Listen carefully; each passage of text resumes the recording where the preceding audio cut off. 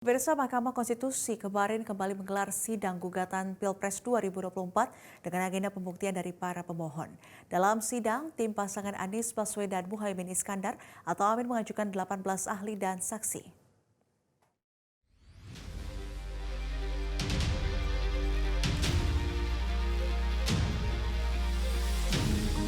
Sidang perselisihan hasil pemilihan umum atau PHPU Presiden dan Wakil Presiden tahun 2024 digelar di Mahkamah Konstitusi Senin kemarin. Sidang dengan agenda mendengarkan keterangan saksi dan ahli dari pemohon satu atau pasangan Anies Muhaimin.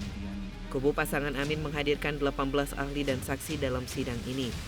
7 ahli yang dihadirkan antara lain adalah pakar otonomi daerah Johermansyah Johan, ahli ilmu pemerintahan Bambang Eka Cahya, ekonom senior Faisal Basri, ahli hukum administrasi Ridwan, ekonom UI Fit Adrison, kepala Pusat Studi Forensika Digital UI Yogyakarta Yudi Prayudi, dan Managing Director Political Economy and Policy Studies Antoni Budiawan. Ekonom senior Faisal Basri dalam sidang itu menyinggung soal bantuan sosial yang merupakan bentuk politik gentong babi jelang Pilpres 2024. Ia lalu menyebut sejumlah nama menteri seperti Menteri Koordinator Bidang Perekonomian Erlangga Hartarto, Menteri Investasi Bahlil Lahadalia, dan Menteri Perdagangan Zulkifli Hasan yang paling vulgar dalam mempolitisasi bansos pada Pilpres 2024. Barrel itu sebetulnya metafor dari menggelontorkan uang. Celengan juga kan biasanya simbolnya babi gitu. Nah, lebih parah di Indonesia tidak hanya gelontoran uang, tapi juga mobilisasi pejabat sampai ke level bawah.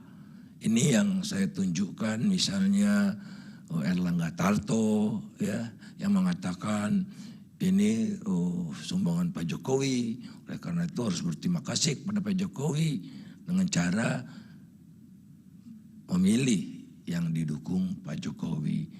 Dikatakan juga oleh Menteri Investasi Pak Bahlil bahwa silakan aja bikin sendiri Bu Risma.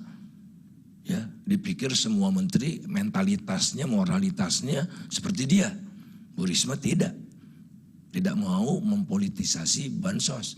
Jadi sudah uangnya ada, tapi kurang magnetnya, harus ditunjukkan. Ini loh yang ngasih secara demonstratif.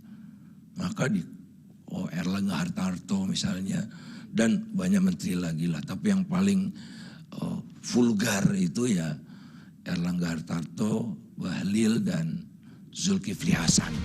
Sementara ahli otonomi daerah Johermansyah Johan menyebut kemenangan Prabowo Subianto dan Gibran Rakabuming Raka di Pilpres 2024 dilakukan dengan cara-cara curang hingga bisa dianulir oleh Mahkamah Konstitusi.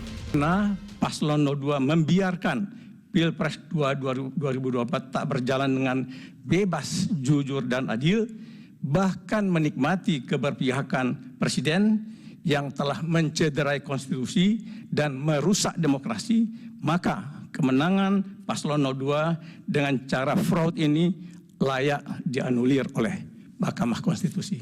Sementara birokrasinya masih bermentalitas yes man, ABS, dan safety player. Dalam kondisi seperti ini, posisi kepala daerah, pejabat negara, para menteri misalnya, dan kepala desa sangat strategis dalam mempengaruhi sikap pilih mereka, voting behavior mereka.